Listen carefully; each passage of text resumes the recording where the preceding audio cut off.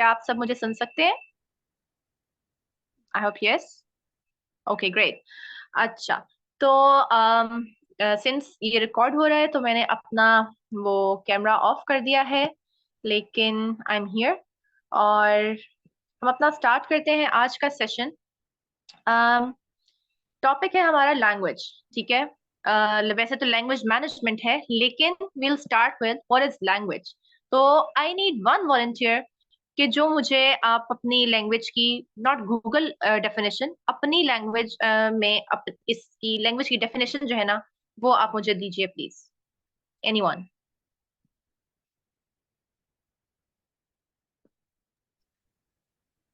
Hello? आप आप में से कोई भी अनम्यूट करके जवाब आप दे सकते हैं.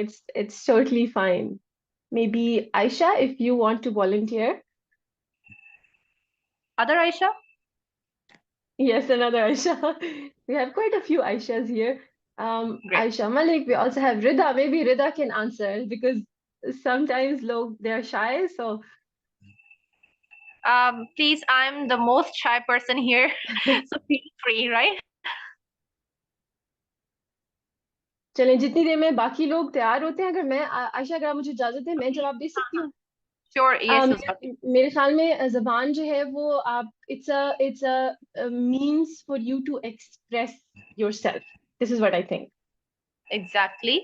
और मीन के साथ हम इसको थोड़ा सा कर लेंगे, अगर टेक्निकल टर्म सिंपल। यूज करें। वालेकुम अस्सलाम। आपने क्वेश्चन क्या किया, फिर पूछे जरा प्लीज। मैंने ये पूछा कि व्हाट इज आपकी अपने जुबान में इसकी क्या डेफिनेशन है लैंग्वेज की, आप क्या समझते हैं what is language? Your own definition, not Google definition. जो आसानी समझ आ जाए, जो बोले हम। Okay, right. सो यहाँ पे हमारे पास टू एस्पेक्ट्स आ गए हैं। एक ये कि जो आसानी समझ आ जाए, और दूसरा ये कि एक जरिया है अपने आपको एक्सप्रेस करने का। तो थोड़ा सा इसको और हम करते हैं, डिटेल में जाते हैं जरा, कि जरिए के साथ अगर हम इसको कहें कि दिस इज अ टूल, ठीक है। टेक्निकल टर्म हम यूज करेंगे टूल, लेकिन एक ही बात है, मीन और टूल। टू कन्वे मैसेज, ठीक है, एक्सप्रेस भी। लेकिन अगर आप ये देखें कि जुबान को आप बिल्कुल दूर चले जाए, बहुत पहले पहले इंसान से शुरू करें, तो उसने जो है उसके मैसेज कन्वे करने का जो टूल है वो है जुबान, ठीक है। और जो आजकल के दौर में हम कहते हैं इंग्लिश लैंग्वेज, उर्दू लैंग्वेज, वो इसकी डिफरेंट अशकाल हैं। वो लैंग्वेजेस हैं रीजन बेस्ड, ठीक है। असल में कोई भी चीज जो है, चाहे वो आपका ब्लिंक ऑफ आई हो, आपका गाल का सुर्ख हो जाना हो, वो एक मैसेज कन्वे कर रहा है, ठीक है। तो दिस इज लैंग्वेज। जी, कोई बोल रहा है, कुछ चाह रहे हैं आप? अगर क्वेश्चन नहीं है तो अपने माइक म्यूट कर दें। ओके।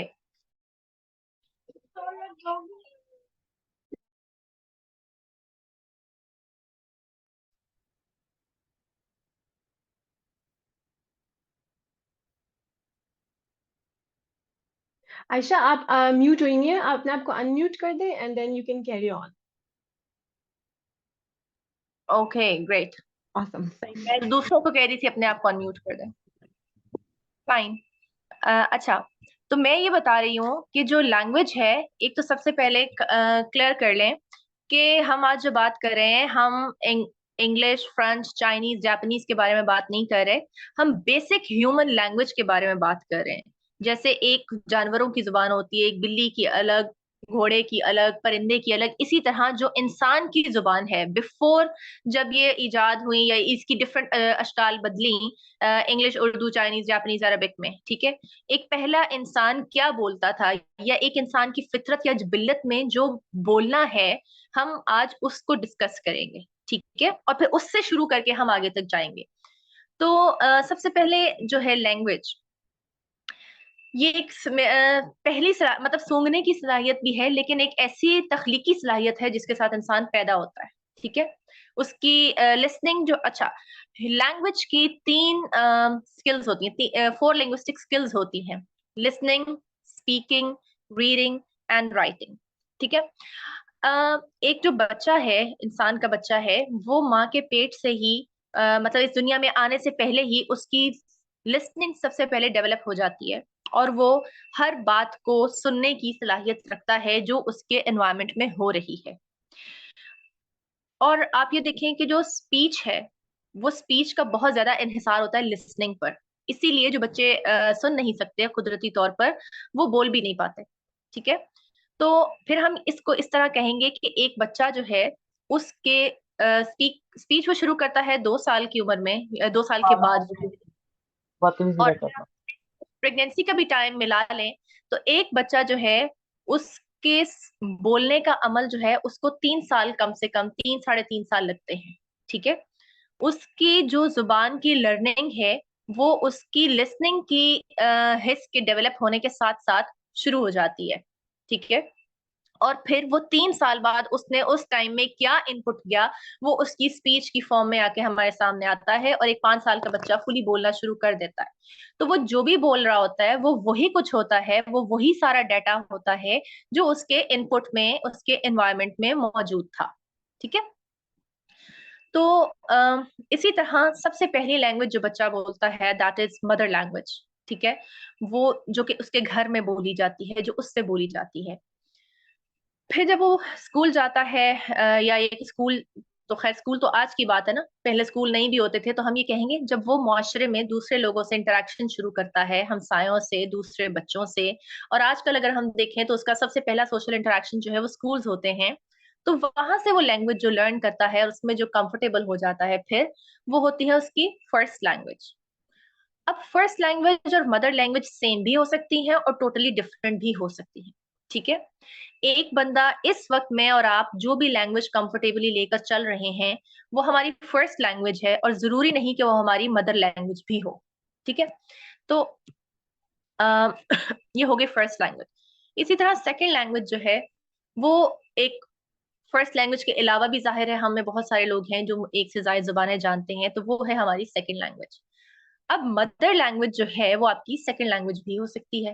ठीक है, क्योंकि आप, हो सकता है कि आपकी अगर फर्स्ट लैंग्वेज, मदर लैंग्वेज जो है वो आपकी इतनी ज्यादा आजकल प्रैक्टिस में नहीं रही है। ठीक है, तो वो that comes second to your first language. ठीक है, और फिर एक थर्ड लैंग्वेज है। ठीक है, इसी तरह बढ़ाते जाएं, थर्ड लैंग्वेज, फोर्थ लैंग्वेज, जितनी भी एक बंदा जुबानें जानता है। तो एक बंदा जो एक जुबान जानता है उसको हम बोलते हैं लिंग्विस्टिक्स में मोनोलिंगुअल, और बायलिंगुअल जो एक से, यानी कि सिर्फ 2 जुबानें जानता है, और उसके बाद फिर 2, 3, 4, 5 ये मल्टाइलिंगुअल हो जाते हैं। अच्छा, अब एक और इसमें चीज है, वो है एंसेस्ट्रल लैंग्वेज। ठीक है, अब वो जरूरी नहीं है एंसेस्ट्रल लैंग्वेज, जैसे कि आपके इलाकाई जुबान कह लें उसको, या आपके बाप दादा की जुबान कह लें, जरूरी नहीं है कि वो आपकी मदर लैंग्वेज भी हो। इसकी एग्जांपल मैं ऐसे देती हूँ कि मेरी लैंग्वेज, फर्स्ट लैंग्वेज उर्दू है, और मेरी मादरी जुबान भी उर्दू है, क्योंकि मेरी मदर मेरे साथ उर्दू ही बोलती रही। लेकिन मेरी एंसेस्ट्रल लैंग्वेज पंजाबी है। ठीक है, अब मेरी एंसेस्ट्रल लैंग्वेज, क्योंकि जब हमें लिंग्विस्टिक्स नहीं पढ़ी थी तब हमें यही लगता था कि हर लाहौर का जो बंदा है उसकी पंजाब, या हर पंजाबी की मादरी जुबान पंजाबी है। ऐसा नहीं है। ठीक है, तो I had always been confuse कि यार मेरी मदर लैंग्वेज क्या है, मेरी फर्स्ट लैंग्वेज क्या है, और मेरी ये थर्ड लैंग्वेज क्या है। क्योंकि I was expose to Punjabi at early age, लेकिन और इंग्लिश को मैं काफी देर से एक्सपोज हुई थी, लेकिन फिर भी अगर मैं देखूं तो I am more comfortable in English than in Punjabi. तो बाकायदा रिसर्च के बाद, मतलब मेरी रिसर्च इसी टॉपिक पर है, तो उसके बाद फिर आई केम टू द कंक्लूजन कि मेरी फर्स्ट लैंग्वेज उर्दू है, मेरी सेकंड लैंग्वेज इंग्लिश है, और जो मेरी एंसेस्ट्रल लैंग्वेज है, जिसको बेशक मैं अपनी मतलब फर्स्ट लैंग्वेज के साथ साथ उससे भी इंट्रोड्यूस हो ही गई थी, मेरे एक्सपोजर, मेरे एनवायरनमेंट में थी, I was expose to Punjabi, लेकिन अब वो मेरी थर्ड लैंग्वेज है। ठीक है, तो ये एक मैंने आपको एक बेसिक सा इंट्रोडक्शन दे दिया। हमारा टॉपिक है लैंग्वेज मैनेजमेंट का।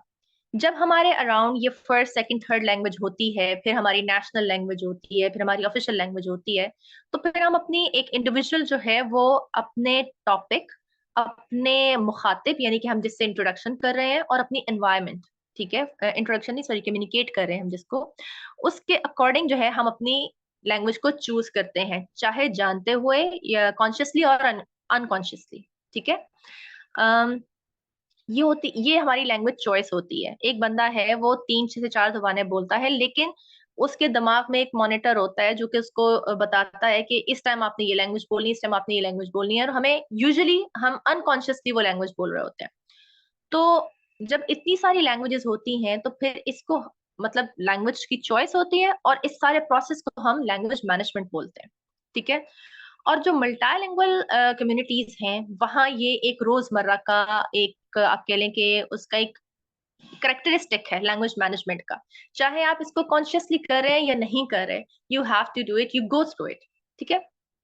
तो ये एक बेसिक सा इंट्रोडक्शन है। अब मैं चाहूंगी कि अगर यहाँ तक सारे क्लियर हैं तो मुझे बताएं, और यहाँ से कोई सवाल है तो मुझे बताएं ताकि हम इसको कंटिन्यू करें, क्योंकि ये काफी इंटरेस्टिंगली ये एक बहुत न्यू टॉपिक, न्यू तो नहीं है, ये उतना ही पुराना है जितना कि इंसान पुराना है, लेकिन इसको कभी इस तरीके से पढ़ा नहीं गया। फिलोसफी में इसको पढ़ा जाता रहा है, लेकिन लिंग्विस्टिक्स को अगर हम देखें अभी भी वो एक इतना न्यू वर्ड है कि अक्सर आप इंटरनेट पे भी लिखते हैं तो उसके नीचे जो है ना वो रेड लाइन जो है वो अभी आके खत्म हुई है। ठीक है। क्योंकि एक न्यू टर्म थी लिंग्विस्टिक्स की भी, और अभी भी लिंग्विस्टिक्स की जो बहुत सारी न्यू टर्म्स हैं जिसको माइक्रोसॉफ्ट वर्ड रिकग्नाइज नहीं करता।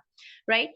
तो ये एक आयरनी है कि इंसान तो बहुत पुराना है और उसकी जुबान भी बहुत पुरानी है, लेकिन इस पर कभी स्टडी हुई नहीं है। लेकिन अल्हम्दुलिल्लाह, क्योंकि अब ग्लोबल वर्ल्ड है और लैंग्वेजेस का इंटरेक्शन भी मतलब डिफरेंट लैंग्वेजेस का आपस में आपके कहने टकराव भी हो रहा है, और पॉजिटिव नेगेटिव दोनों वे में हो रहा है, तो अब इसकी जरूरत पड़ी है कि इस सिचुएशन को समझा जाए, पढ़ा जाए, और देखा जाए कि इसको हम कैसे अच्छे तरीके से लेके चल सकते हैं। तो यहाँ पर अगर किसी का कोई क्वेश्चन है तो मुझे बताएं। स्पेशली आप मल्टीलिंगुअल कम्युनिटी में हैं, यूरोप में हैं, तो वहाँ आप क्या ये चीजें बातें आपके माइंड में पहले से थी कि आप सब इन चीजों से गुजर रहे हैं, या आपको भी लगा कि हाँ यार ये तो हम कर रहे हैं, और कभी सोचा ही नहीं कि हम रोज लैंग्वेज मैनेजमेंट करते हैं। उज़मा। I think हम अभी हमारा कोई question, I think Nabila wants to say something. Nabila, आप कुछ कहना चाहती हैं? जी, मैं इसी बारे से बात जी। करना चाह रही थी कि इस पे पहले से हमारी नई सोच थी ना, कि जैसे मैं अभी यूरोप में आई हूँ, मुझे 2 साल हुए हैं बकायदा यहाँ पे जुबान सीखते हुए और करते हुए। तो वो उसमें वाकई आता है कि जब आप दूसरी जुबानें सीखते हैं या दूसरी चीजों को जानते हैं तो ये एक इतनी आसान चीज नहीं होती। हालांकि आप बहुत सारी जुबानों में, पाकिस्तान में जब मैं मौजूद थी, इंग्लिश, उर्दू और पंजाबी के साथ मैं भी टैकल कर रही थी, वो मैं बोल रही थी।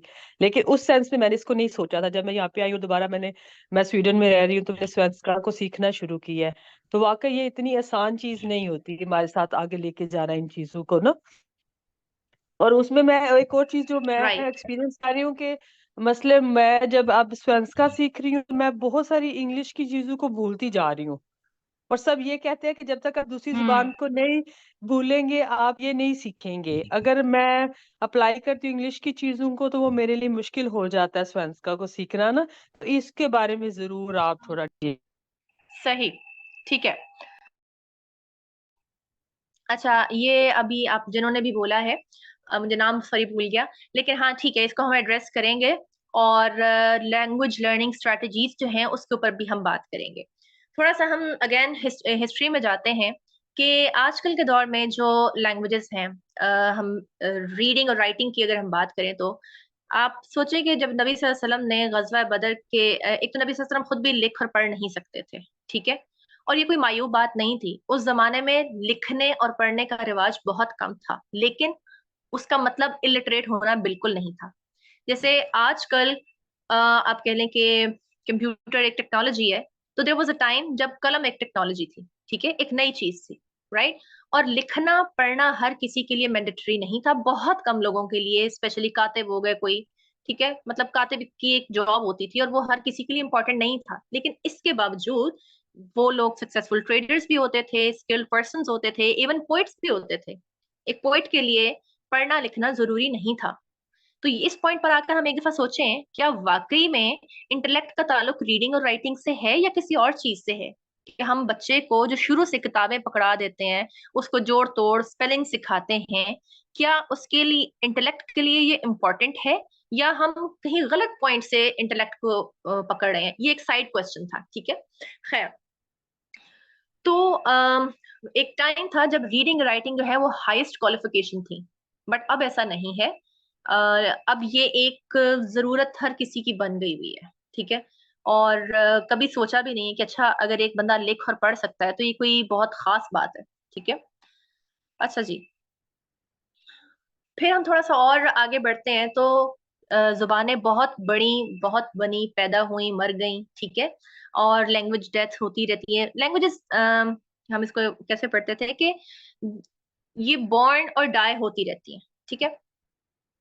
सिर्फ वो लैंग्वेजेस जो है वो रह जाती हैं जिनकी बाकायदा डॉक्यूमेंटेशन होती है, ठीक है, जिसमें अदब होता है, लिटरेचर होता है और उसको लिखा भी जाता है। इंटरेस्टिंगली बहुत सारी ऐसी इलाकाई जुबानें होती हैं जिनकी डॉक्यूमेंटेशन नहीं होती और वो फोक टेल्स, फोक पोएट्री के थ्रू आगे बढ़ती हैं, ठीक है। तो उर्दू की जो खास बात ये है आउट ऑफ ऑल मतलब क्यों ये पाकिस्तान की इलाकाई जुबान है, सॉरी नेशनल जुबान है, क्योंकि इसके अंदर डॉक्यूमेंटेशन बहुत ज्यादा थी। ये दरबारी जुबान थी, ठीक है। और इसका जो है वो जो लैंग्वेज की आप क्या कहते हैं उसको, सारे जो उसके कवायद और इंशा पर्दाजी ये उन पे पूरा उतरती थी। तो दैट्स वाई इसको हमारा नेशनल लैंग्वेज बनाया गया। जबकि बाकी इलाकाई जुबानें जो हैं वो हालांकि उर्दू से ज्यादा स्ट्रांग है लेकिन वो इतनी वेल डॉक्यूमेंटेड नहीं है। उसके बाद ये जी कि स्टैंडर्ड लैंग्वेज की अगर हम बात करें, जैसे कि उर्दू हमारी एक स्टैंडर्ड लैंग्वेज है। हर लैंग्वेज स्टैंडर्ड नहीं होती और लैंग्वेज के फिर कुछ स्टैंडर्ड डायलेक्ट्स होते हैं, ठीक है। ये तो हम नहीं कहेंगे कि हर लैंग्वेज स्टैंडर्ड नहीं होती, स्टैंडर्ड डायलेक्ट्स होते हैं। और वो उर्दू के भी जो है, जो आपके नेशनल चैनल, नेशनल जो टीवी चैनल होता है या आपका ब्रॉडकास्टिंग का चैनल होता है, जैसे कि जो बीबीसी पर है, अब जो उर्दू बीबीसी पर आ रही है वही, सॉरी उर्दू कह रही हूँ, इंग्लिश बीबीसी पर आ रही है वही स्टैंडर्ड लैंग्वेज है। इसी तरह जो पीटीवी पर उर्दू आ रही है वो स्टैंडर्ड उर्दू होगी। आप उसके अंदर कोई भी नॉन स्टैंडर्ड चीज या उसके अंदर स्लैंग्स वगैरह यूज नहीं कर सकते हैं, ठीक है। अम, और यही जुबानें जो कहीं ना कहीं किसी न किसी सल्तनत की नेशनल लैंग्वेजेस थी, ज्यादातर यही डॉक्यूमेंटेशन में आपको मिलती हैं।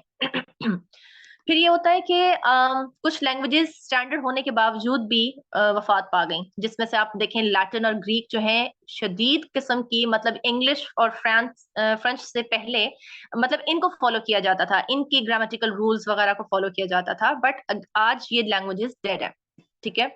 अगर किसी ने मिस्टर चिप्स पढ़ा हो तो मिस्टर चिप्स का अलमिया ये था कि वो लैटिन और ग्रीक का उस्ताद था और उसकी वो कोई पढ़ता ही नहीं था, वो उन लैंग्वेजेस को कोई इंटरेस्ट से नहीं पढ़ता था, क्योंकि अब वो उस जमाने की नहीं रही है, ओल्ड हो गई थी। अब सवाल ये है कि आखिर वेल डॉक्यूमेंटेड होने के बावजूद भी वो क्यों अब इतनी वो अलाइव लैंग्वेजेस नहीं है। क्योंकि अब प्रेस्टीज जो है, पहले लिटरेचर से अटैच होती थी किसी लैंग्वेज को, अब वो साइंस और टेक्नोलॉजी से अटैच हो गई है, ठीक है। तो और इंटरेस्टिंगली, कोइंसिडेंटली, वट एवर, के सबसे ज्यादा एडवांसमेंट में जो हुई है कंप्यूटर में वो इंग्लिश लैंग्वेज में हुई है।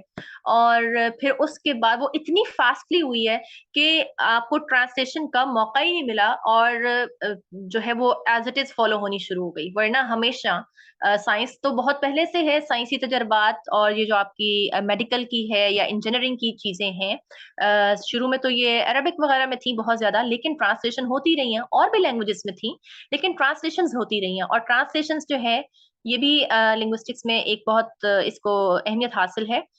इल्म की मुंतकली का एक बहुत बड़ा और बहुत अच्छा टूल है ये, ठीक है। कि अगर एक इल्म एक जुबान में है तो आप उसके बाउंड होके नहीं रह जाते हैं। बहुत अच्छा एक ये जरिया है ट्रांसलेशन के थ्रू एक इल्म को डिफरेंट जबानों में मुंतकिल करने का, और ये होता रहा है। लेकिन करंटली एडवांसमेंट इतनी तेजी से हुई है कि आप ट्रांसलेशन के प्रोसेस से गुजरने का अफोर्ड नहीं कर सकते थे और आपको अंग्रेजी के साथ चलना पड़ा।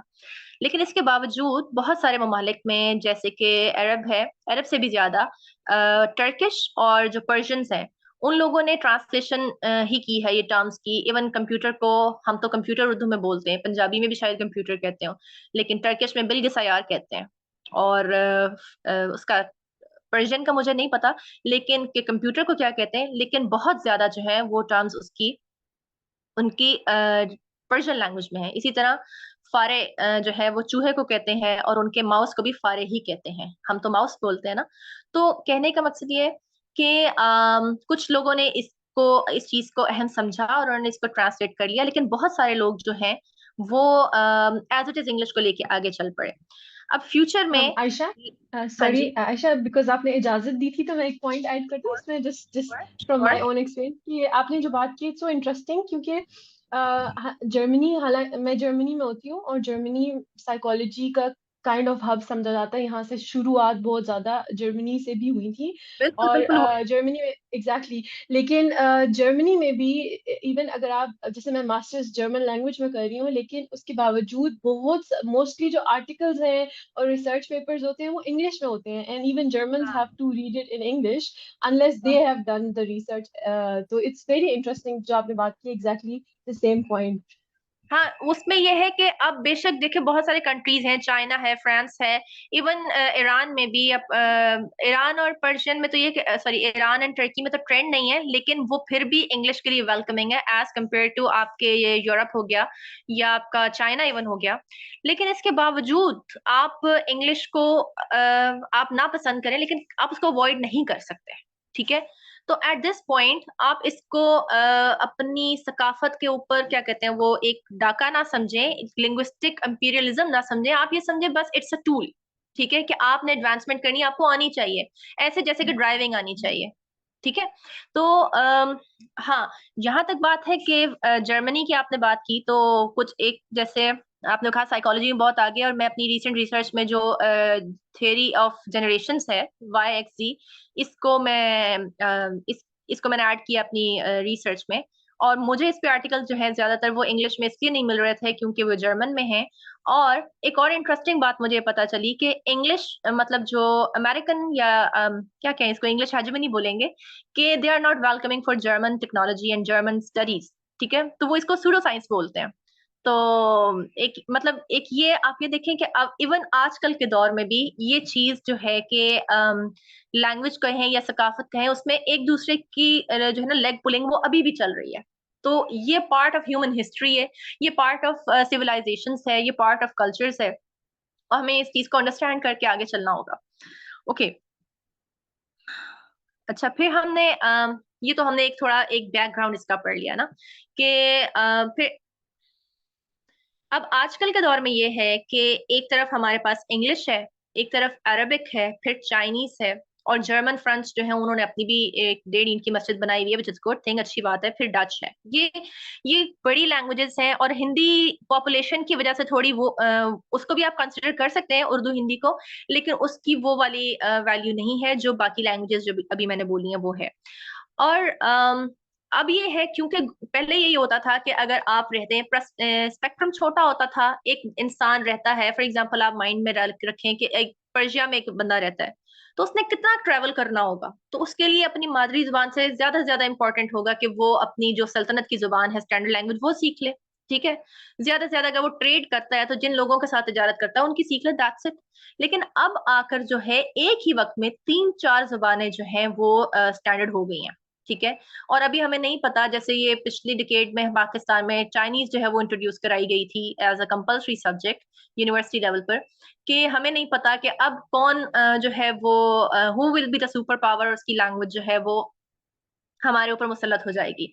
तो एक हम इस वक्त जो है ना एक ऐसे फेज में हैं जहाँ पे एक बहुत इंटरेस्टिंग सिचुएशन है कि लैंग्वेजेस की भी जो है ना आपस में वो थोड़ी चल रही है, कशिश नहीं कहेंगे हम, क्या कहेंगे उसको, थोड़ी स्ट्रगल चल रही है, ठीक है। लेकिन अगेन एज अ लिंग्विस्ट अगर मैं बताऊं तो इंग्लिश विल स्टे, इंग्लिश अब नहीं जाती, क्योंकि पहले होता था कि जैसे फॉर एग्जांपल जब मंगोल आए तो उन्होंने अंग्रेज सॉरी अरबिक सारे आपके कुतुब खाने जला दिए, और आपकी जितनी भी वो आपकी स्क्रिप्ट्स थे वो जला दिए। और फिर एक वक्त ऐसा जब अगर थोड़ा सा और पीछे जाए तो सहाबा 70,000 सहाबा जब की शहादत हुई थी, तो उस वक्त कुरान पाक की डॉक्यूमेंटेशन का ख्याल आया।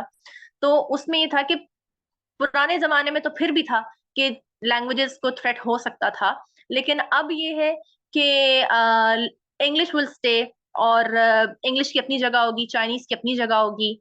और अब आप किसी लैंग्वेज को डिलीट करके अपना उसके ऊपर वो नहीं जो है ना, आप क्या कहते हैं उसको, गलबा नहीं पा सकते आप उसके ऊपर, जैसे पहले होता था।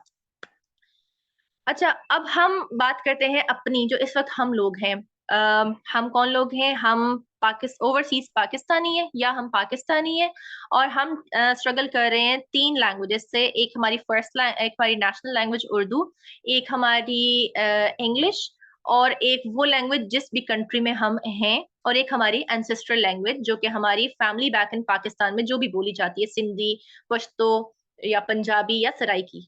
ठीक है। लेकिन एक और चीज भी है, हम एक हमारी ना सिचुएशन बहुत इंटरेस्टिंग है। हम मुसलमान भी हैं, और being a non Arabic Muslim, we don't have a choice कि हम जो है ना अरबिक ना सीखें। मतलब अगर आप मुसलमान हैं तो आपके लिए बायलिंगुअल एटलीस्ट होना जरूरी ही है, क्योंकि अरबिक तो आपको सीखनी ही है ना। अच्छा, अब इसका मतलब किसी और लैंग्वेज को जानने का मतलब ये नहीं है कि आप उसको एज इट इज मास्टर कर लें, एज आपकी फर्स्ट लैंग्वेज है। ये बात भी माइंड में रखिएगा कि एक इंसान चाहे 7-8 जुबानें जो है वो जानता हो, लेकिन उसकी कॉम्पिटेंसी, नेचुरल कॉम्पिटेंसी एक ही लैंग्वेज में रहेगी। ठीक है, वो जिसमें भी कंफर्टेबल है। अगर जैसे कि मुझे उर्दू आती है या इंग्लिश आती है, तो फिर भी मेरी कॉम्पिटेंसी एक में ही होगी, या इंग्लिश में या उर्दू में। तो और ये जो है वो वेरी करता है पर्सन टू पर्सन, कि उसकी जो है वो ब्रॉटअप कैसा हुआ है, उसने किस किस्म का मीडियम ऑफ इंस्ट्रक्शन हासिल किया है, वो रीडिंग किस लैंग्वेज में ज्यादा करता रहा है। ठीक है, तो ये पर्सन टू पर्सन वेरी करता है। तो अगर आप जो है ये कहें कि मतलब फॉर एग्जाम्पल आप एक लैंग्वेज लर्न कर रहे हैं, तो इसमें परेशान ना हो जाए कि आपने इसको मास्टर करना है। बस आपको इंटरेक्शन के लिए आनी चाहिए, और उसके लिए आप परफेक्शन की कोशिश शुरू में ना करें। हमारा पाकिस्तानियों का एक और मसला है कि हमें, खैर इसकी तरफ मैं बाद में आती हूँ। तो अभी मैं सिर्फ बात कर रही थी कि हम जितनी मर्जी लैंग्वेजेस सीख लें, अरबिक सीखने की जरूरत फिर भी मौजूद रहेगी। ठीक है, तो उसके अंदर हम ये कह सकते हैं कि हमारे पास, अगर हम मुसलमान हैं और हम नॉन अरबिक मुस्लिम्स हैं, तो हमारे पास मोनोलिंगुअल रहने की तो चॉइस ही नहीं है। यानी कि हम कहें जी हमें एक ही लैंग्वेज आती हो, नहीं, फिर भी हमारा फर्ज है कि हम अरबिक सीखें। अच्छा, अब ये बात मैं क्यों कर रही हूँ, मैं अरबिक की मैंने एग्जांपल दी है, कहने का मकसद ये है कि knowing more than one languages, ये हमारी चॉइस नहीं है, ये हमारी जरूरत है, ये हमारा फर्ज भी है। ठीक है, और हम जिस भी जगह पर, हाँ, अगर हम सऊदी अरेबिया में रहते होते फिर तो बहुत अच्छा होता ना कि अरबिक आती, ज्यादा ज्यादा इंग्लिश सीख लेते, खत्म बात। अब हम देखें, हम कितने बेचारे लोग हैं, हमें इतनी लैंग्वेजेस को मैनेज करना पड़ता है। उर्दू, इंग्लिश और पंजाबी या जो भी मदर लैंग्वेज हो गई, फिर आपकी रीजनल लैंग्वेज हो गई, सॉरी, जहाँ आप जिस इस वक्त जिस रीजन में वो हो गई, देन अरबिक हो गई। मतलब पांच पांच लैंग्वेजेस तो मिनिमम हमारा उनसे इंटरेक्शन रहता ही है। तो सबसे पहले तो अपने, हम नोइंग द सिचुएशन, अपने लैंग्वेज लर्निंग के मसल्स को जो है ना आप डेवलप करें। ठीक है, डेवलप कर लें, अपने आप को समझा दें कि भाई लैंग्वेजेस लर्न करनी है। ठीक है, क्योंकि जो होता ये है कि हम ना अपने आप को बहुत ज्यादा वो कर लेते हैं, शट डाउन करके बैठे होते हैं, हम ओपन नहीं होते हैं न्यू लर्निंग के लिए। और हमें लगता है कि, मैं आपको अपनी एग्जांपल दूं, क्योंकि मैं पाकिस्तान से हूं और आप बहुत सारे लोग मुझसे रिलेट कर सकेंगे, क्योंकि काफी सारे लोग ऐसे होंगे जो पाकिस्तान से ही बाहर गए होंगे। तो पाकिस्तान में आपको शुरू से ही 2 लैंग्वेजेस सीखना पड़ती हैं।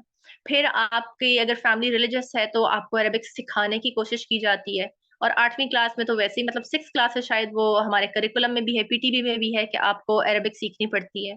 अब ये सारी लैंग्वेजेस इतने गलत तरीके से सिखाई जाती हैं कि आपको लगता है लैंग्वेज सीखना बहुत मुश्किल काम है, और अनकॉन्शियसली और अपनी फ्रेंड्स सर्कल में भी आप जो है ना लैंग्वेज लर्निंग का मजाक उड़ाते हैं, और आप लैंग्वेज लर्निंग से ना अनकॉन्शियसली दूर हो जाते हैं। आपको लगता है कि लैंग्वेजेस आर नॉट फॉर मी।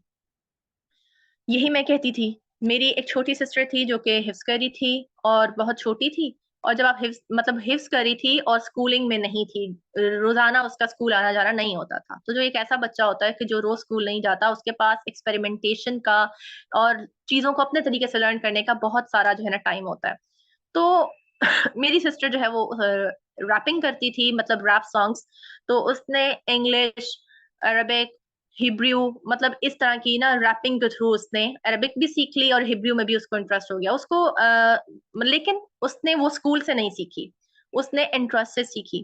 तो फिर टर्किश और इस तरह की ना, तो मैं उसको देखती तो मैं कहती थी she is good at languages and I am not good at languages. तो मैं तो सीख नहीं सकती, मुझे सीखनी भी नहीं चाहिए। तो और फिर मैं सोचती थी पता नहीं मैं लिंग्विस्टिक्स क्यों पढ़ रही हूँ। मुझसे लोग पूछते थे, जब उनको पता चलता था कि आप लिंग्विस्टिक्स पढ़ रही हैं, तो मुझसे पूछते थे कि आपको कितनी लैंग्वेजेस आती हैं। तो मैं उनको बताती थी कि it is not about one specific language, it is about language in general. तो खैर, when I went to Iran, तो वहां पे पर्शियन होती है, इंग्लिश होती नहीं है। तो 5 मंथ्स के अंदर मैंने नोट किया कि मैंने बहुत सारी क्या है, फारसी मैं सीख लिया। मैं लोकल के साथ नॉर्मल बेसिक लेवल का कम्युनिकेट करने लग गई थी। एंड उस वक्त आई वाज सो सरप्राइज्ड कि मतलब मैंने एक सेकंड लैंग्वेज सीख ली है, या ये उसके सीख, अगर मैं ज्यादा अरसा वहां रहती, मैं सीख जाती।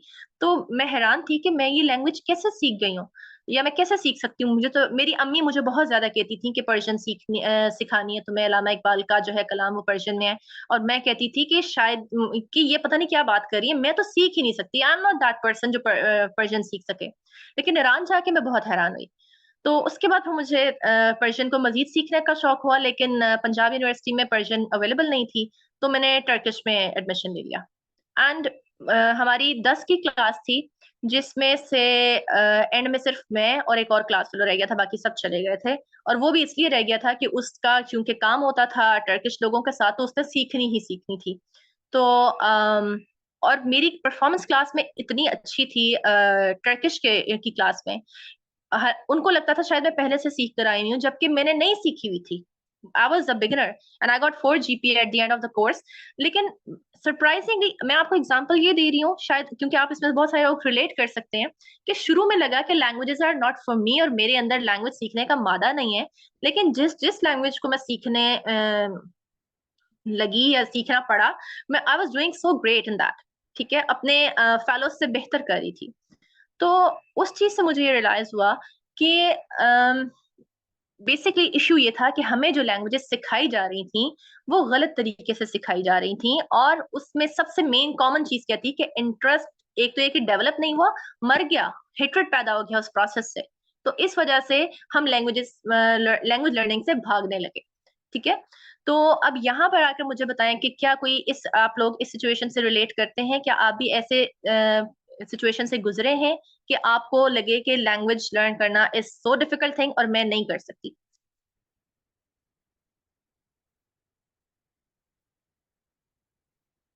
हाय,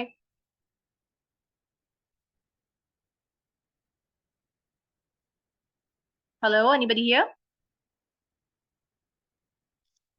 जी आई थिंक सारे सुनने में ज्यादा मसरूफ हैं। आई थिंक मुझे पर्सनली ये लगता है कि जी सुमैया मसूद ने लिखा है, I think it is quite hard. और मुझे लगता है कि लैंग्वेजेस हम सीख भी रहे होते हैं, हम उसके लिए मेहनत भी कर रहे होते हैं, लेकिन हम I like you always feeling miserable कि उफ एक और लैंग्वेज सीखनी है, एक हाँ और लैंग्वेज हम हालांकि हम उसको परफेक्ट कर भी रहे होते हैं, but we are always just beating ourselves up कि भाई बहुत मुश्किल है, बहुत मुश्किल है। तो हाँ, या आई वो एग्री। इसलिए वो इसलिए होता है कि वो हम किसी ना किसी, फॉर एग्जाम्पल जो मेरा क्लास फेलो था, उसी क्लास में मेरा कोई ऐसी मेरे ऊपर मजबूरी नहीं थी। मैंने किसी लैंग्वेज, किसी मुल्क की इमिग्रेशन नहीं मुझे चाहिए थी। मैं कोई टेस्ट क्लियर नहीं करना था। मैं अपने शौक से सीख रही थी। मेरा क्लास फेलो इसलिए सीख रहा था कि उसके पास सर्टिफिकेट हो, ताकि वो टर्किश मतलब मजीद उसको जो है ना वो मिल सके, असाइनमेंट्स उसको मिल सके टर्की में। उसने टर्की के लोगों के साथ बिजनेस करना होता था। ठीक है, और बाकी सारे वैसे ही भाग गए।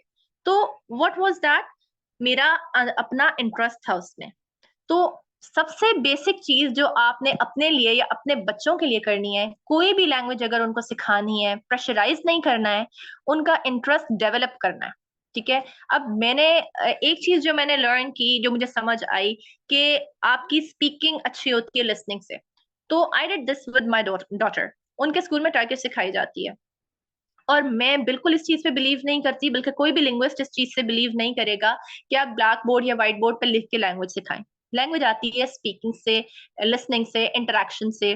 तो गर्मियों की छुट्टियों में मैंने उसके लिए मुझे समझ आ गई थी कि लैंग्वेज कैसे आती है। आप मूवीज देखें, आप उनके सबटाइटल्स जो है उनके साथ देखें, आप नेटिव्स के साथ इंटरेक्ट करें।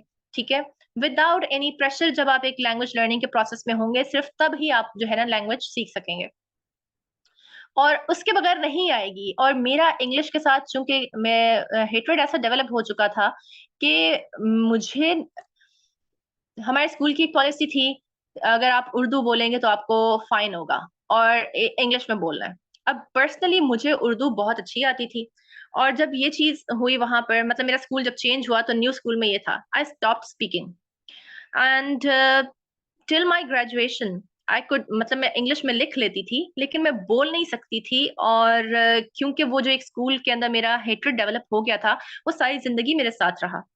और जिस दिन मेरा वाइवा था, यानी कि लास्ट डे था इंग्लिश का, सॉरी यूनिवर्सिटी का, मेरी एकेडमिक लाइफ का, आई वाज सो सरप्राइज्ड कि मैं अपने वाइवा में इतने आराम से इंग्लिश बोल रही हूँ, मुझे समझ नहीं आई। और ये मतलब जाहिर है वाइवा आपका तब होता है जब आप यूनिवर्सिटी से निकल जाते हैं और फिर महीने बाद आपका वो होता है, मतलब एकेडमिक आपका वो पीरियड नहीं होता। तो तब मुझे समझ आई, और फिर मैंने इस चीज को, बाकी सारी चीजों को भी देखा कि मैं इंग्लिश बोल सकती हूँ, सिर्फ अपनी एकेडमिक सेटिंग में नहीं बोल सकती, क्योंकि वो एक नेगेटिव क्लासिकल कंडीशनिंग मेरी उस लैंग्वेज के साथ हो गई थी। आप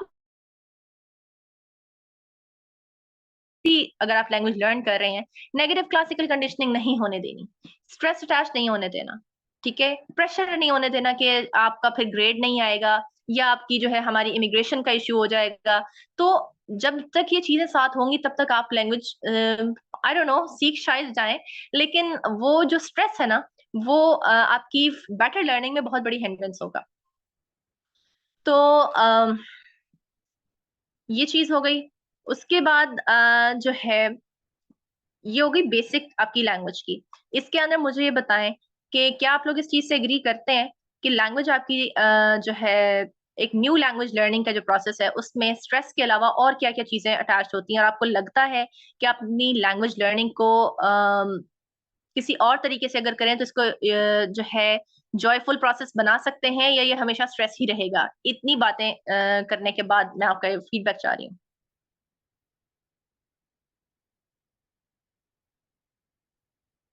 अस्सलाम वालेकुम।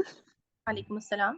मेरा नाम फ़ायज़ा है और इत्तेफ़ाक से मैंने इंग्लिश पढ़ाई हुई है पाकिस्तान में। हाँ हाँ। तो जो आप फैक्टर्स बात करें ना, वो वाक़ई बहुत स्ट्रॉन्गली फ़ेल्ट है, क्योंकि जब आप उन स्टूडेंट्स को पढ़ाते हैं जिनके पेरेंट्स इंग्लिश नहीं बोल सकते, तो बहुत सारी चीज़ें फ़ेस कर रहे होते हैं। और सबसे हम्म बड़ा वाक़ई फैक्टर ये होता था कि जो आप कह रही हैं कि मेरे एक्सपीरियंस में मुझे लगता था बच्चे जो थे वो एम्बैरेस्ड बहुत फ़ील करते थे अगर कोई गलती कर दें बोलने हम्म में।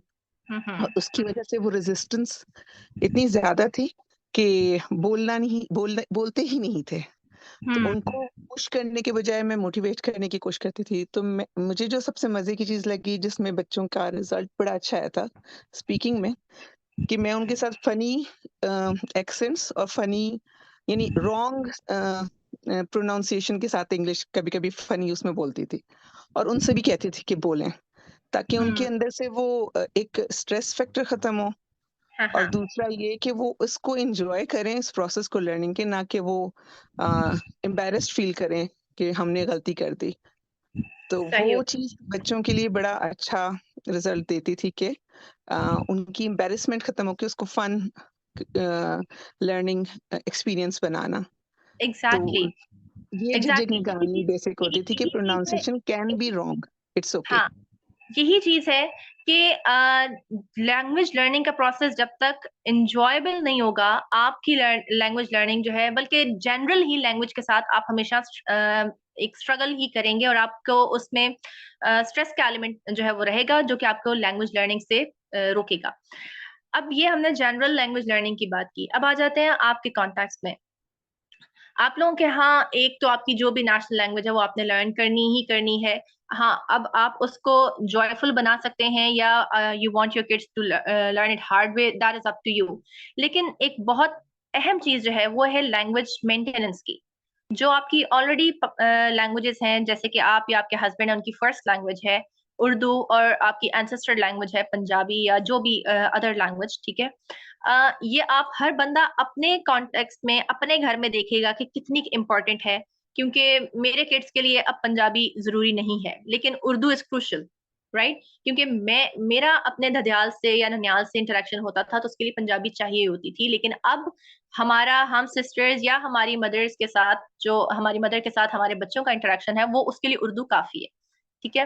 Plus we live in Pakistan, और पाकिस्तान, अच्छा एक और लैंग्वेज की जो होती है वो कॉमन लैंग्वेज जिसको हम बोलते हैं उसको कहते हैं लिंग्वा फ्रांका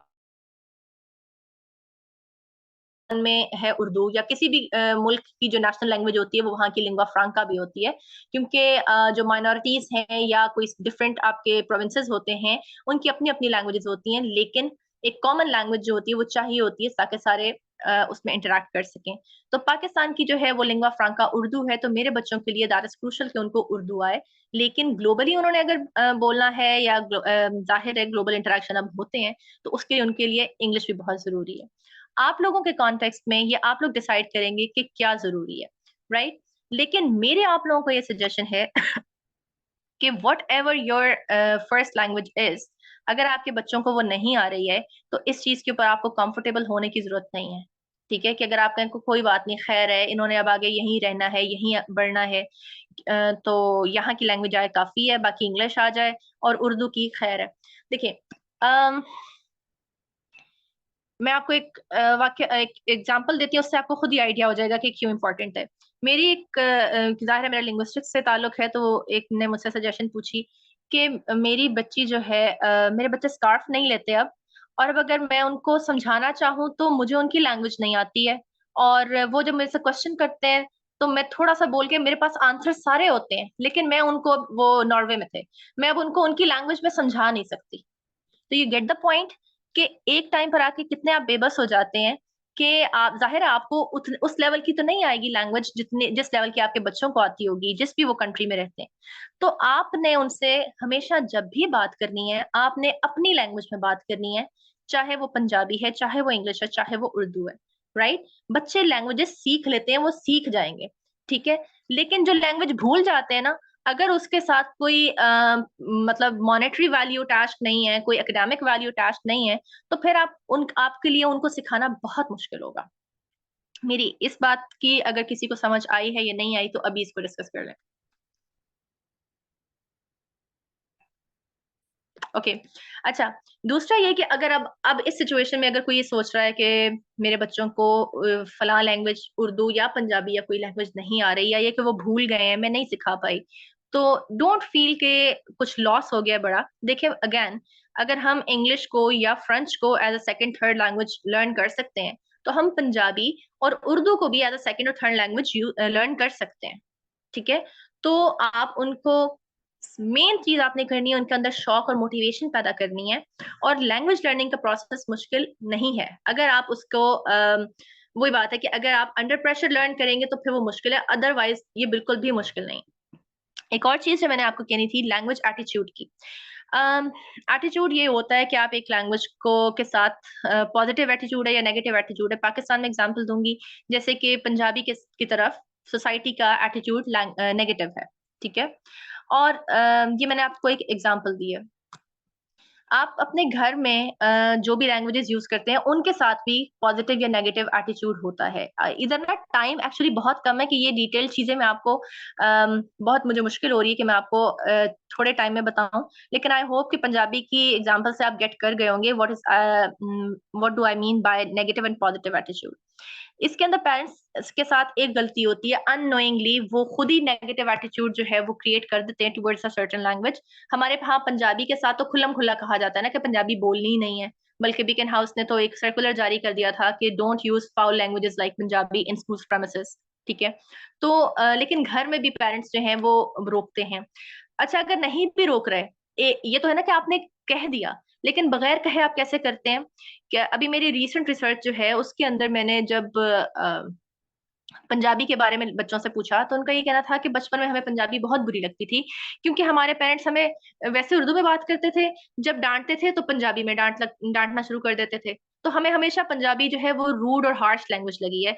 लेकिन फिर जब हम यूनिवर्सिटी और कॉलेज में गए हैं तो फ्रेंड्स के साथ इंटरेक्ट करके हमें लगा कि ये तो काफी इंटरेस्टिंग लैंग्वेज है। तो आप लोगों के साथ भी ये गलती हो सकती है, क्योंकि जाहिर है फर्स्ट लैंग्वेज या जो भी आप लैंग्वेज इस वक्त बोल रहे हैं वो आपकी नेटिव लैंग्वेज तो है नहीं। तो हो सकता है कि रूटीन में आप लोग कोशिश करते हो वही कॉमन लैंग्वेज बोलने का जो बच्चे भी बोलते हैं, लेकिन जब डांटना है तो उस वक्त जाहिर है जज्बात गालिब आते हैं और ऑटोमेटिकली बंदा जो है वो फर्स्ट लैंग्वेज में स्विच कर जाता है। तो अगर आप ऐसी प्रैक्टिस रखते हैं तो बच्चे हमेशा ये समझेंगे कि ये वाली लैंग्वेज जो है ये सिर्फ डांट फटकार के लिए, वो उससे भी दूर भागेंगे। तो कोशिश करें कि जो आपकी, जब भी बच्चों को प्यार करना है, अप्रिशिएट करना है, तो जो लैंग्वेज आप चाहते हैं कि मेरे बच्चे ये सीखें या ये ना भूलें, इस लैंग्वेज के साथ इनका प्यार कायम रहे, वो लैंग्वेज यूज करें। ठीक है। तो अब मेरी मेन पॉइंट्स जो हैं वो मैं आपसे कम्युनिकेट कर चुकी हूँ। अब आपके जो भी क्वेश्चंस हैं, मोस्ट वेलकम, आप शेयर करें। जी आयशा, 2 क्वेश्चंस हमें पहले से आए हुए थे, अगर आप उनको आंसर कर दें, और फिर एक हमें अभी मिला था, वो क्वेश्चन फिर अभी आप। वाला है वो बताएं, और जो दूसरे वाले हैं उनको रिपीट कीजिएगा, फिर मैं उनका भी बताती हूँ। जी, मैं आपको दूसरे वाले क्वेश्चंस पहले बता देती हूँ, because they were sent to us first. पहला क्वेश्चन ये था कि, आप बताइए, let me जी, सॉरी। बताइए बताइए। जी जी, पहला क्वेश्चन ये था कि how to give the confidence to the child when trying to speak a new language to overcome the fear of being dismissed, made fun by their classmates who are native speakers. अच्छा, इसका general answer it depends कि बच्चे की child क्या है, बच्चा रहता कहाँ, मतलब कौन से कंट्री में है, उसकी फर्स्ट लैंग्वेज क्या है। ठीक है। उसके हवाले से स्ट्रेटजीज बनाई जा सकती हैं। बेसिक जो है वो आप बच्चे को काउंसिल ही करें और उसको ये बताएं कि देखें, लैंग्वेज जो है कम्युनिकेट करने के लिए जरूरी है, और अगर कोई फन आपका उड़ाता भी है तो वो उसकी अपनी नेग्लिजेंस है, उसको पता नहीं है कि हाउ मतलब how important it is to be a multilingual. That person is not multilingual. You are going to be a multilingual. You need more than one languages. ठीक है, तो उसको encourage करें और multilingualism की इसको importance बताएं। ठीक है। बाकी इसकी जो स्ट्रेटेजी है वो बच्चे से मतलब एक वो जो है ना कस्टमाइज ही बनाई जाएगी। Okay, thank you. और दूसरा क्वेश्चन ये था कि my nephew who spoke English from the time he started talking when came to Pakistan was very confused because he could not interact with elders of the family. It now feels he's more like stuttering or stops multiple times in a sentence because he keeps translating the words in his mind. Right. Yeah. बच्चे की as क्या थी जब वो पाकिस्तान आया था? ये उन्होंने नहीं रखा, लेकिन इट सीम्स लाइक ये छोटा बच्चा है. हाँ, छोटा बच्चा था। देखिए, आप लोगों को एक बात मैं बताऊंगी कि बच्चों को लैंग्वेजेस के बारे में और लैंग्वेज चैलेंजेस के बारे में साथ साथ काउंसिल करते रहें, क्योंकि बड़े लोगों का और होता है, छोटे बच्चे जो हैं उनके लिए इन चीजों को हैंडल करना बहुत मुश्किल हो जाता है। और वो बच्चा जब अब ये डिपेंड करता है कि उसके माइंड में क्या था उसके नाना दादा के बारे में, और जब वो आया उसने क्या फील किया, ये उसके साथ थोड़ा सवाल जवाब करके पता चलेगा। लेकिन ये है कि इस चीज को पहले से माइंड में रखा करें और बच्चों को बताया करें, और फैमिली के लोगों को भी बताया करें कि उससे इस चीज को अंडरस्टैंड करें कि वो बच्चा नहीं समझता। और अगर वो इस चीज को अब अगर वो नहीं बोल पा रहा तो इसकी अब वही बात है कि सेपरेट काउंसलिंग करनी पड़ेगी कि आखिर इशू क्या है और क्या हुआ है। लेकिन ये ओवरकम कर सकता है, ये इमोशनल इशू है। अगर वो बच्चा पहले से बोल रहा था तो ये कोई ऐसा नहीं जिसके लिए आपको स्पीच थेरेपिस्ट की जरूरत पड़े, हो सकता है पड़े, लेकिन इसके लिए वही बात है, बच्चे को अलग से जो है ना इन्वेस्टिगेट करना पड़ेगा। Awesome. और हमें यहाँ पे इस सेशन के अंदर आई थिंक नबीला ने शुरू में एक क्वेश्चन किया था. Nabila, if you want to repeat it, otherwise अगर जो आपको मैंने लगता है कि आंसर हो गया है तो. जी. नहीं, मैंने ये क्वेश्चन किया था कि जैसे कहा जाता है कि अगर आपने स्वच्छता सीखनी है तो आपको इंग्लिश को बोलना पड़ेगा ना, बार बार ये बात रिपीट की जाती है। तो अच्छा, मैं इस सेंस में बात पूछना चाह रही थी कि क्या इसके लिए जरूरी है कि पहली जुबान हमें भूलना पड़ेगी तो तब हम एक नई जुबान सीख सकेंगे, आप या मुझे हमारे में बताइए कि आप ये जो होती लैंग्वेज, है कि हम। आप मुझे ये बताइए कि जो लैंग्वेज आप लर्न कर रही हैं ये आप किस उसमें कर रही हैं, इंस्टीट्यूट में कर रही हैं, किस तरीके से लर्न कर हाँ, रही हैं? इंस्टीट्यूट में मैं कर रही हूँ, ओके। एसएफई है यहाँ पे, तो वहां से मैं कर रही हूँ। दूसरा एक और मेरा क्वेश्चन है, मेरी बेटी जाती है यहाँ पे जो इनका फोर्शकुला है, जो अगली जहाँ पे इनकी बच्चों की एजुकेशन होती है, तो वो जब आती है तो बड़े प्यार से मेरे से क्वेश्चन करती है कि जब मैं उसको बताती हूँ कि उर्दू में इस चीज को ये कहते हैं, इंग्लिश में ये कहते हैं, तो साथ ही मेरी से पूछेगी कि मामा अरबिस्का और स्मालिस्का में से क्या कहते हैं ना। तो वो मुझे लगता है कि वो सीखना चाहती है उन जुबानों को, तो क्या मुझे उस पर फोकस करना चाहिए? आप देखें, फोकस एक चीज बस ये है कि ना बच्चे को कहें कि सीखो, ना बच्चे को कहें कि ना सीखो। उनको उस एनवायरनमेंट से एक्सपोज करें जिसमें वो लैंग्वेज जो है वो कभी भी ना आपको 2+2=4 करके रटवाई नहीं जा सकती। आप उस एनवायरनमेंट में जाएं और आप सीख जाएंगे। तो आप उस पे फोकस करें, लेकिन इनडायरेक्टली बच्चे को बताए बगैर कि भाई तुम ये लैंग्वेज सीख रही हो, और उसकी असाइनमेंट्स वगैरह, इसके मतलब अगर कोई किसी चीज में ये असाइनमेंट और टेस्ट आ जाते हैं ना, इसका मतलब है कि फिर उसका मकसद खत्म हो गया है। लैंग्वेज जो है वो इस तरह नहीं सीखी जाती। अगर वो बच्ची सीखना चाह रही है, उसका इंटरेस्ट है, तो उसको जरूर सिखाएं। ठीक है। और लेकिन ये चीज माइंड में रखें कि इंस्टीट्यूशन के मतलब क्या है, आपके पास सोर्स क्या है उसको सिखाने का, वो इंस्टीट्यूशन से सीखेगी। नहीं नहीं, वो वैसे तो स्कूल में जा रही है ना, तो स्कूल में वो संस्कृत सीख रही है। वैसे वो उर्दू है, उर्दू बोलती है वो घर में। लेकिन वो जब घर वो में माता आप घर बच्चों में से मिलके आ आप रहा घर है, में डिस्कस से मिले, क्योंकि अभी वो हार्डली 4 इयर्स की है ना मेरी बेटी। आप उसके तो साथ जब घर में आप उसके साथ उर्दू ही बोले। ठीक है। और अगर वो पूछती है आपसे, तो उसको ये कहें कि मैं भी सीख रही हूँ, मुझे भी इसका नहीं पता, ऐसा करो टीचर से पूछ कर आना, फिर मुझे भी बताना। ठीक है। उसको ये शो कराएं कि आप उस लैंग्वेज में भी इंटरेस्ट रखती हैं। लेकिन एक अनसेट रूल आप सबका ये होना चाहिए कि एक लैंग्वेज घर में बोली जाए। ठीक है। और अगर आपको खुद भी नहीं आती है उर्दू, तो मत बोले। ठीक है। मतलब जो लैंग्वेज आपको आती है वही लैंग्वेज बोले, ताकि कल को आपने बच्चे को डांटना है, समझाना है, उसके साथ कुछ भी करना है, आपको बच्चे के साथ कम्युनिकेशन में इशू ना आए। जी, मेरी अपनी जुबान उर्दू है, तो मैं घर में उर्दू ही बोलती हूँ। मैं दूसरी कोई जुबान घर में नहीं आप बोलती हूँ यही ना। यही रूल रखें, यही रूल रखें कि घर में हम उर्दू ही बोलेंगे। अच्छा, एक और चीज, मैंने क्योंकि पाकिस्तान भी मल्टीलिंगुअल ही है, बच्ची मेरी जब स्कूल जाने लगी तो घर में आके वो इंग्लिश बोलने लग गई, तो मैंने उसको बोला कि बेटे उर्दू अपनी जो है ना स्कूल इंग्लिश स्कूल में बोला करो, उर्दू घर में बोला करो। और एक आध दफा जब उसने उर्दू में इंग्लिश में बात की, तो मैंने उसको कहा कि उर्दू में बात करो। लेकिन मैंने देखा ये भी गलत था। ठीक है। बच्चे को उसी लैंग्वेज में बोलने दें जिसमें वो बोल रहा है। हाँ, उसको जवाब आप अपनी जुबान में दें, उर्दू में दें। लेकिन उसको डायरेक्ट कभी भी मत कहें कि ये जुबान बोलो, ये मत बोलो। स्पेशली छोटे बच्चे को, जब बच्चे बड़े हो जाए फिर आप कह सकते हैं, लेकिन एक बच्चा जो 7 साल से छोटा है कम से कम, ठीक है, उसको तो कभी भी ये मत कहें कि तुम ये जुबान बोलो, ये मत बोलो, क्योंकि वो एक्सप्रेस कर रहा है, वो चाहे 4 जुबानों को मलगूबा बना के आपके सामने बोले। आप उसकी जुबान को समझें और जवाब उसको अपनी जुबान में दें। Thank you Ayesha. एक सवाल चैट में आया हुआ है कि in Pakistan it is common to feel embarrassed in case we are speaking wrong English, but it is perfectly okay to tell and speak Urdu wrong. What do you think about this? बिल्कुल यही चीज है कि attitude की बात है। ये हमारा एटीट्यूड जो है that is negative towards our regional and national language and positive towards the साम्राज्य लैंग्वेज। और ये हमारे जहन की अक्कासी करता है कि जो कॉलोनाइजेशन है वो कितनी स्ट्रांग रही है हमारे ऊपर, कि आफ्टर सेंचुरी हम अभी, बल्कि हाफ सेंचुरी, हम अभी तक जो है उसी चीज को लेकर चल रहे हैं। तो एक तो ये कि गुलामी कितनी बुरी चीज है, ये उसकी अक्कासी करता है कि बेशक अब आप गुलाम नहीं भी हैं, लेकिन आपका दिमाग वैसे का वैसा गुलाम है। तो इसको सोसाइटी में तो ये है, ये जेस्चर है। लेकिन आप अपने तौर पे अपने घर में इस चीज को जो है वो कर सकते हैं कि आप अपने बच्चों को बता सकते हैं कि knowing your own language and speaking and your own language proudly, ये कामयाब लोगों का वसफ है। ठीक है। Thank you so much. अगर किसी और का कोई सवाल हो, if you want to ask. ये जो इनका क्वेश्चन था कि इंग्लिश को भूलना जरूरी है, वो इसलिए कहते हैं, इसका ये मतलब नहीं, आप इसको लिटरली ना लें कि जरूर इंग्लिश भूल जाएं। लेकिन जब आप एक लैंग्वेज सीख रहे होते हैं, उस वक्त जब तक आप कोशिश करेंगे कि आप उर्दू में जवाब दें या इंग्लिश में जवाब दें, आप नई लैंग्वेज नहीं सीख पाएंगे। तो फॉर दैट टाइम आप वही बोले। अगर आपको इंग्लिश भूल रही है तो वो आपको अभी लग रहा है कि भूल रही है। देयर वाज अ टाइम कि जब मुझे मतलब मैं बहुत अरसे बाद अपने नाना अबू से मिली और उन्होंने मेरे साथ एक सवाल किया, और मैं उनको जवाब प्रॉपर एक साफ उर्दू में दे ही नहीं पाई, और मुझे बहुत एम्बेरसमेंट हुई कि ये क्या हो गया है, कि मैं कैसे मतलब मैं अब अपने नाना अबू से बात भी नहीं कर सकती। लेकिन फिर जो है आती तो थी मुझे पंजाबी।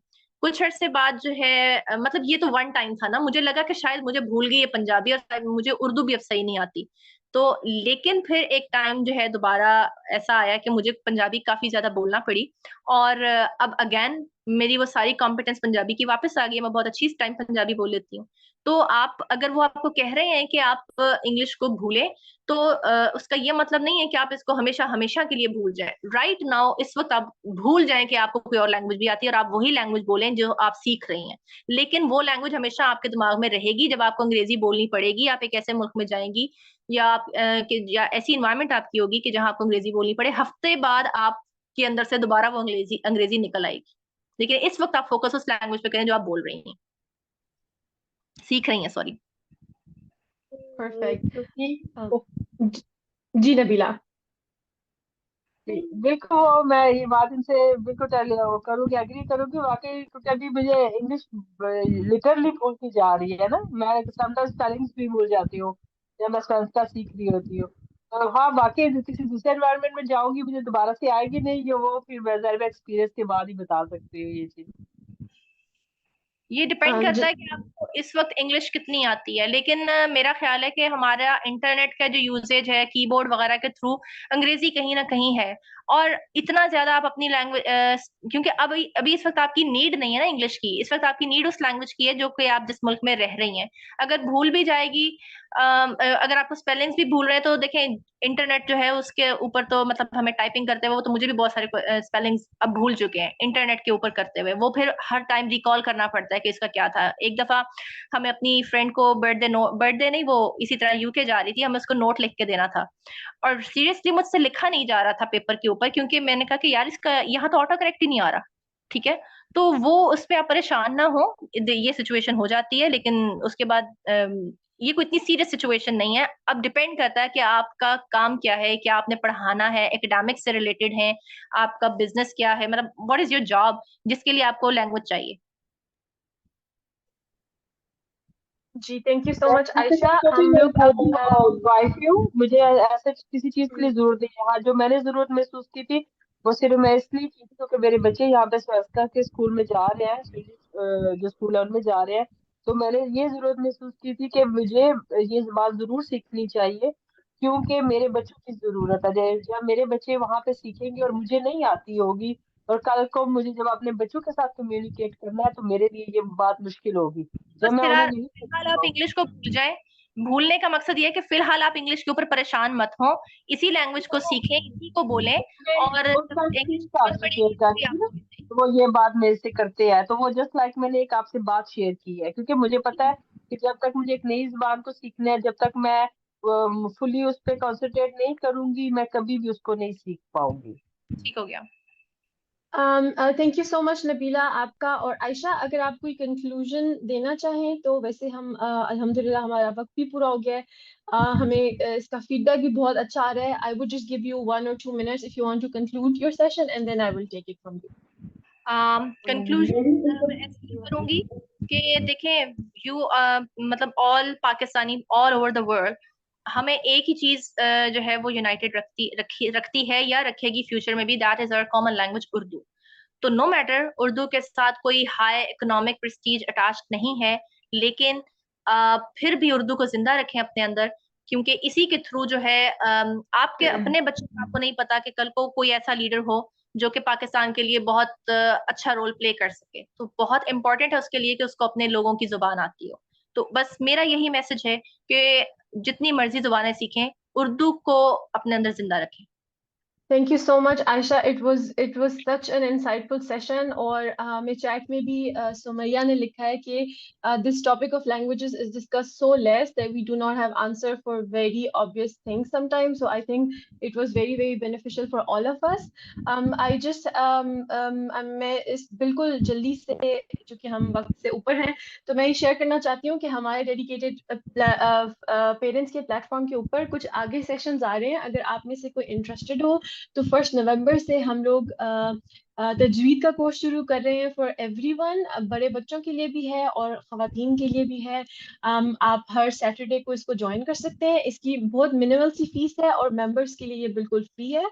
और अगर आप हमारे साथ वर्कशॉप लेना चाहते हैं तो हमारे पास एंगर एंड स्ट्रेस मैनेजमेंट की वर्कशॉप हम बहुत जल्द लॉन्च करने वाले हैं 10th नवंबर को। और उसके बाद स्वीडन के अंदर अगर आप मौजूद हैं और आप कंप्यूटर सीखना चाहती हैं और कंप्यूटर के जरिए अपनी जबान में आप सीखना चाहती हैं कैसे डे केयर के लिए अप्लाई करें, कैसे बैंक अकाउंट खोलें, और दूसरे बहुत सारे ऑफिशियल काम जो है वो करें, तो उसके लिए ये शुरू होने वाला है बहुत जल्द। 4 हफ्ते का कोर्स है and it's free and it's very very beneficial. ये हम कोलैबोरेट कर रहे हैं जो मकामी ऑर्गेनाइजेशन है उसके साथ। तो आप इसको ज्वाइन कर सकते हैं both English and in Urdu.